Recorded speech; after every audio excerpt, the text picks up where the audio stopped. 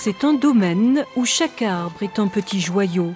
Ici, entre ciel et terre, des passionnés veillent sur ce trésor naturel pour ses fruits, mais aussi ses racines. Car ce verger lot-et-garonnais est un peu l'arche de Noé de l'arbre fruitier.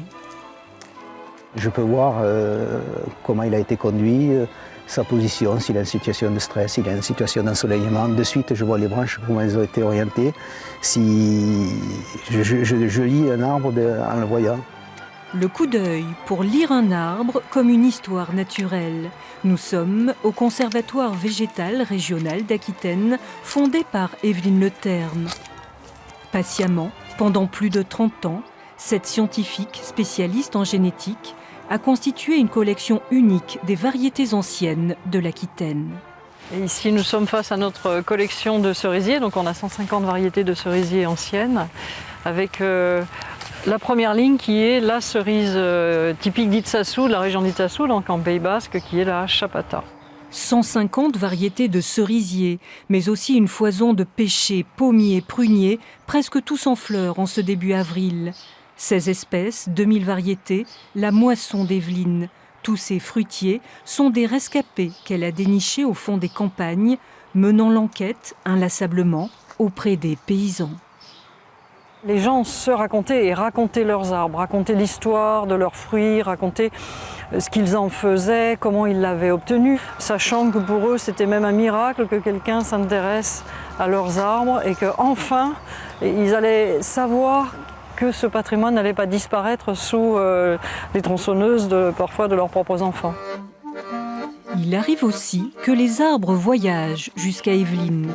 Ce jour-là, des greffons d'un pommier oublié sont arrivés des Pyrénées.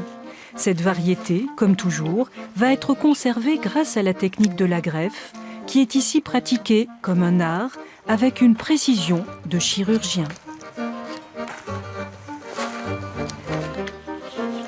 La Pyrénéenne, qui a expédié ce matériel végétal, peut être rassurée.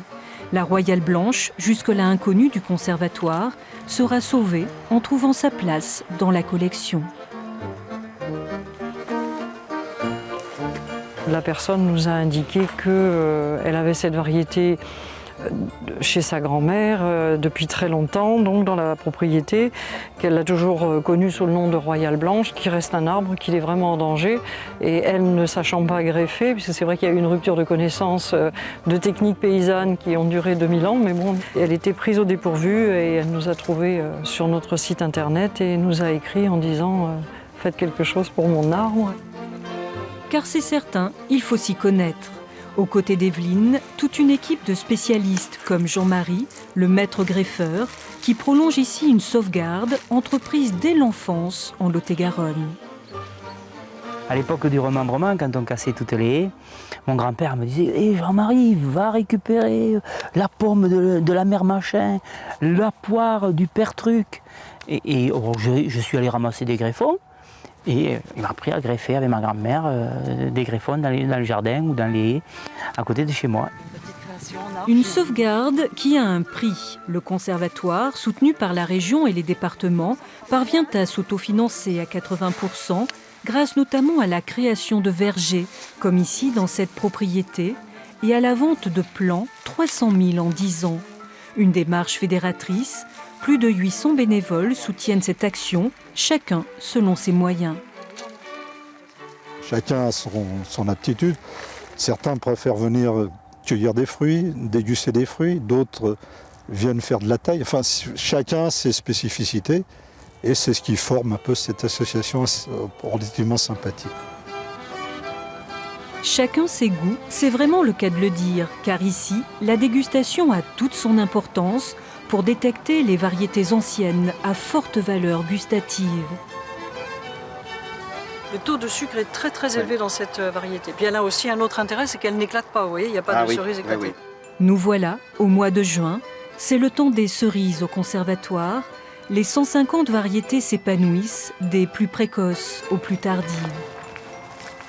Pas autant de fruits que les autres années, hein, loin de là, puisqu'on a eu une mauvaise fécondation pendant le mois d'avril, où il n'arrêtait pas de pleuvoir et de pluie froide par-dessus le marché. Mais bon, on a quand même des fruits, on est content, pas trop de parasites, tout va bien.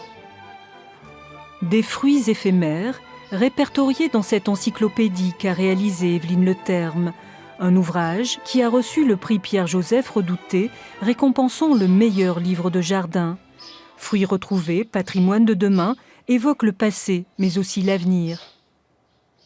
Car parmi les variétés anciennes, certaines sont aujourd'hui relancées, comme la prune d'Athil ou la pêche roussane, et des croisements de fruits d'autrefois permettront d'inventer les fruits de demain. L'intérêt, c'est de leur faire passer l'étape 21e siècle en utilisant des gènes, mais en recombinaison, de façon à ce que ce soit intéressant d'un point de vue alimentaire. Toute une histoire à la recherche du temps perdu, pour ce conservatoire à la fois musée végétal et laboratoire vivant. Mais revenons aux cerises, plus ou moins sucrées, acides, amères ou parfumées. Certaines ne seront mûres qu'au mois d'août. C'est aussi l'avantage de ce verger des 4 saisons, des fruits toute l'année, pour se souvenir des racines de nos campagnes et les prolonger avec gourmandise.